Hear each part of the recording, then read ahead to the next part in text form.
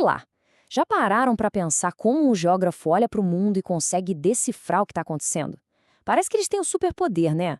Mas na verdade é como se eles tivessem um kit de ferramentas secreto. E hoje a gente vai abrir essa caixa e descobrir 5 conceitos que, olha, podem mudar completamente o jeito que a gente enxerga tudo à nossa volta. Para começar, vamos pensar numa coisa. Qual a diferença real entre uma casa e um lar? Ou, sei lá, o que faz um monte de ruas virarem um bairro?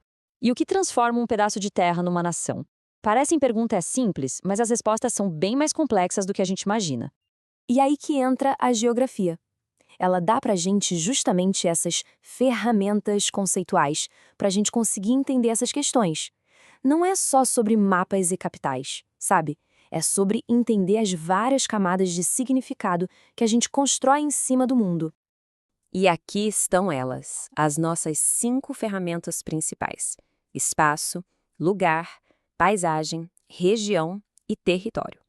Pensa que cada uma delas é uma lente diferente para a gente analisar o mundo. Agora, a gente vai mergulhar em cada uma, começando pelas que estão mais perto da nossa experiência do dia a dia. Bom, vamos começar essa nossa jornada dando um zoom bem de perto, sabe? Focando nos conceitos que definem o nosso mundo mais íntimo, mais pessoal. Vamos falar sobre lugar e paisagem.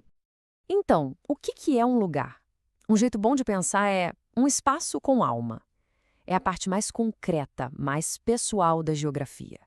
Um lugar não é só um endereço no mapa. É um espaço que a gente vive, que está carregado de emoção, de memória, de identidade.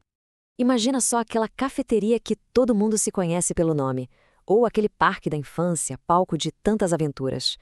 É esse sentimento, essa conexão, esse sentimento de pertencer que transforma um ponto qualquer no mapa em um lugar de verdade.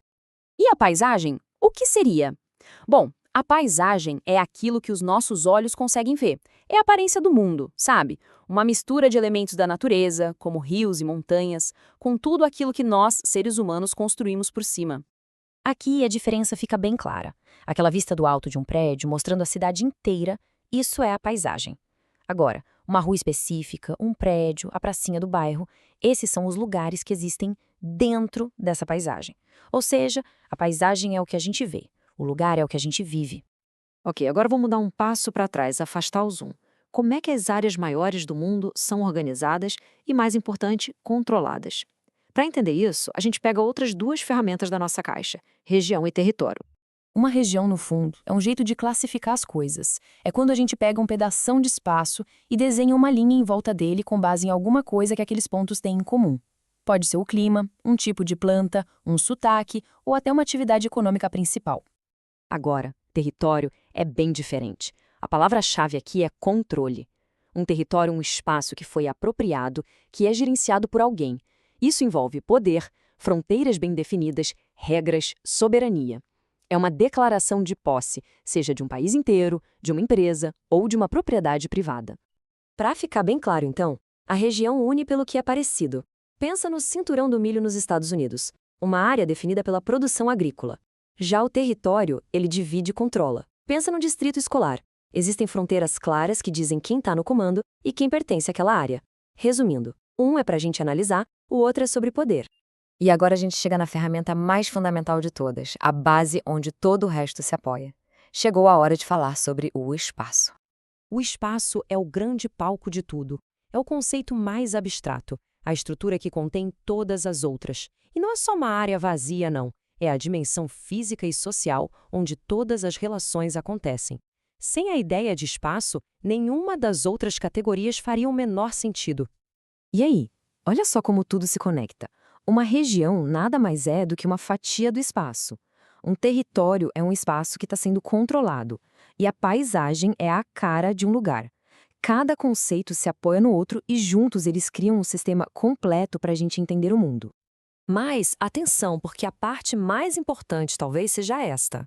Essas ferramentas não são estáticas, elas são dinâmicas, mudam com a história, com as lutas sociais, com a economia. Por exemplo, quando o território de um bairro é redefinido por leis que incentivam imóveis de luxo, o que acontece com o lugar? O sentimento de pertencimento dos moradores antigos pode se perder, mesmo que a paisagem mude aos poucos. Usar esses conceitos ajuda a gente a enxergar as dinâmicas de poder e as desigualdades que muitas vezes ficam escondidas na organização da sociedade. E para a gente terminar, fica aqui uma pergunta. Agora, com essas novas lentes em mãos, como será que as fronteiras e o controle do território de uma cidade, a divisão dos bairros, as zonas, acabam moldando a experiência de lugar, o sentimento de pertencimento das pessoas que vivem ali?